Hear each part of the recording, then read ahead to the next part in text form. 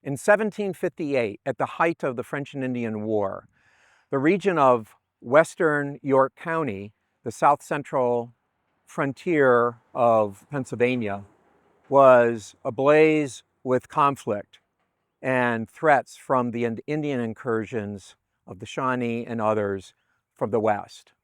Today, we are here at Bard's Mill outside Fairfield, Pennsylvania, and I'm joined with Adams County historian Tim Smith, where we're going to talk about a incident that occurred here. Tim?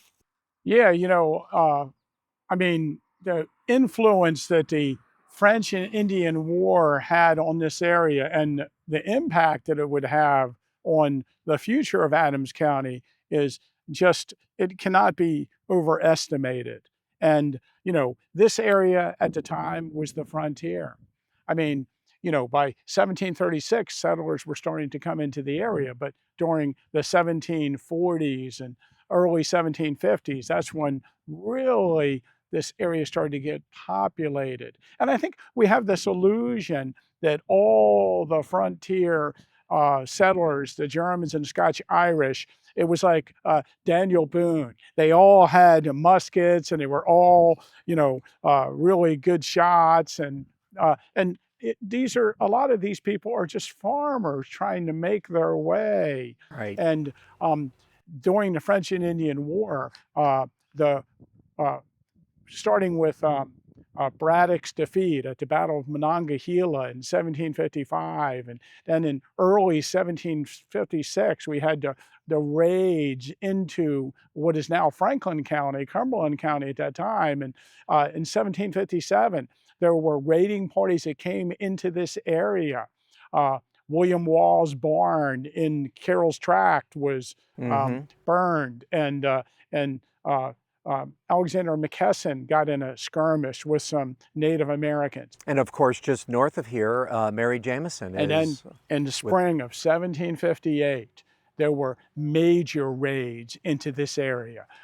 Mary Jameson, early April of 1758, and then here at Bard's Mill. And the idea was that these raids into the settlement would cause panic amongst the settlers. And they were intended to be, to terrorize Correct. the people and, force the settlers to retreat back towards, York and Lancaster and push the settlers out of this area. And the other thing I should mention about it is that these raids conducted by the Shawnee and Delaware, they had the assistance of French soldiers. French soldiers were with them in these raids. And one of the best sources of information that local people can find on this is the Adams County Journal, Historical Journal. There's a great article by Dr. Gladfelter, Charles Gladfelter, about this particular raid. Let's talk now a little bit about what actually transpired here in April of 1758. I don't know if I could say it better myself, so I'm just going to read a little passage from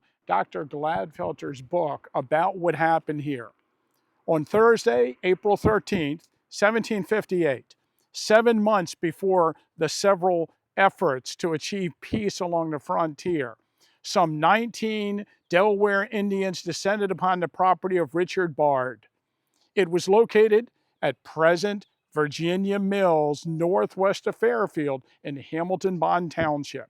The all too usual sequel was repeated here: pillage, burning, torture, and murder.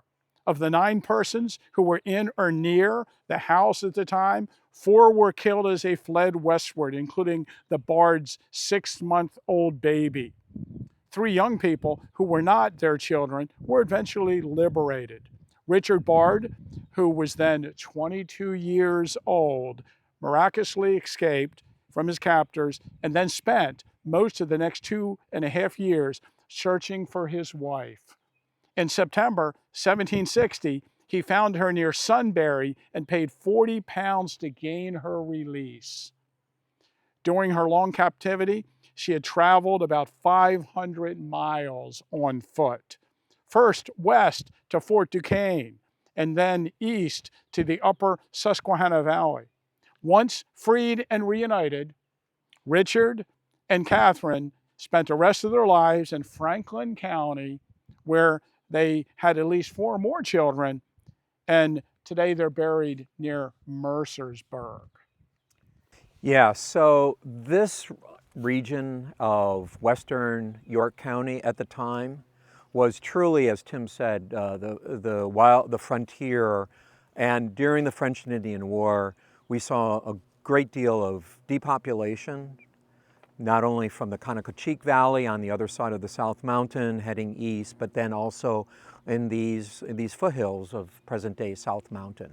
And one of the interesting things for us about this was because the Pennsylvania legislature was dominated by Quakers prior to the French and Indian War. There was no standing military force, and there were no chain of forts established for the protection of the local people. And then we had the French and Indian War.